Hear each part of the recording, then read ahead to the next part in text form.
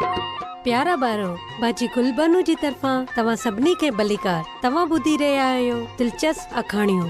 अचो त अज जी अखाणी बुधू ऐं लुत्फ अंदोज़ थियूं। जंगल जो राज तेरी आसमान ते सुठे दराड़ वट हलियो वञे थो। फिलिप ऐं रूथ आराम सां सुम्ही रहिया हुआ। उन्हनि खे घर में केतिरनि ई कदमनि जो आवाज़ ॿुधण में आयो। उन्हनि खे इहा बि ख़बर न हुई त डॉक्टर लॻभॻि सॼी राति टेरी जे बिस्तर वटि वेठो रहियो। यसु सुठो दराड़ ख़ामोशी सां टेरी खे पंहिंजे हथ में खणे आसमान ते पाण सां गॾु वठी वियो। अॻे सुबुह जॾहिं रूथ ॿुधो त टेरी फोत थी चुको आहे, हू लगातार रोइण लॻी। हू ऐं फिलिप पंहिंजे सभ खां सुठे दोस्त खे विञाए छॾियो हो। संदसि क़बर ते पादरी रोबिंजर यसु जी कहाणी ऊंची आवाज में पढ़ी। जनाज़े खां पोइ रूथ उदासी सां जंगल में गुज़री रही हुई। इहो सोचण तमाम घणी तकलीफ़ जी ॻाल्हि हुई त टेरी हाणे ज़िंदा न हो। हू अखरोट जे वण हेठि वेही जोर जोर सां रोई रही हुई। रूथ, तू छो पई रोई?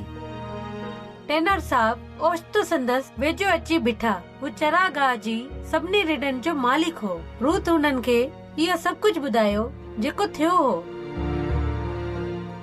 मूं केतिरा ई भेरा दुआ कई पर कुछ बि न थियो। टेरी मरी वियो।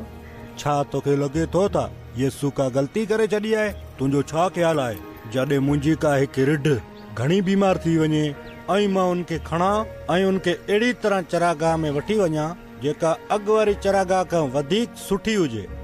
रूथ खे समझ में अचण लॻो। यसु टेरी खे अहिड़ी जाइ ते वठी वियो आहे जिथे हू तमामु घणो ख़ुशि आहे। तंहिं करे तोखे उदास थियण जी का ज़रूरत न आहे। पर उन्हनि खे ज़मीन में दफ़न कयो आहे। हू सुठे दरार सां गॾु कीअं थी सघे थो? टेनर साहब हिकु अखरोट कयो। ॾिस रूथ, हिन अखरोट जे सख़्त छिलके जी का अहमियत न आहे, पर ज़िंदगी हिन जे बिल्कुलु विच में आहे। अहिड़ी तरह नओं वण ठहंदो।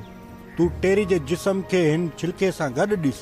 जेतोणीकि हू ज़मीन में दफ़न आहे, पण हुनखे हुनजी ज़रूरत न आहे।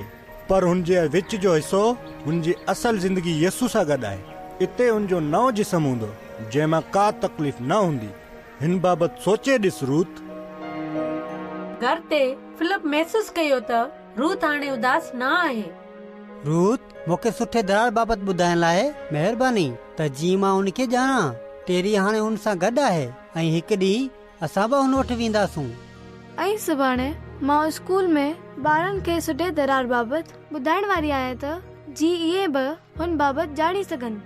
तव्हां कंहिंखे सुठे दरार यसु बाबति ॿुधाए सघो था। ठीकु आहे बारो, हाणे बाजी गुलबानो खे इजाज़त ॾियो। खुदा हाफ़िज़।